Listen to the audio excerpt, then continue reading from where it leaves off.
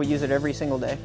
And Michael can sit down and show you how it works. We use it on every single program, essentially, if it's not directly used on the hardware itself, it's used to create the fixtures for the hardware. Here we have a part. We want it to be we want to try to run it on our 4th axis because we want to reduce the amount of setups and we want to reduce the amount of touch time that we have on it.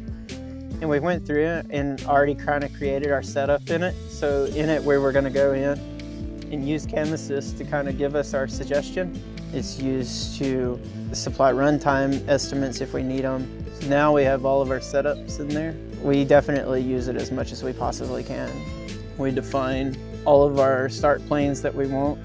The aerospace customers being the whole second space race, being so many diverse companies in the industry and different funding that they're getting, whether it's from private investors or such. And essentially we'll do it based off of our setups, like that plane. Their projects are, sometimes it's one piece, just one part for a fixture that they're just trying to validate that's going through tests, or it'll be, 2 or 3 pieces, or it's a full assembly that they're doing. And then we'll select that plane.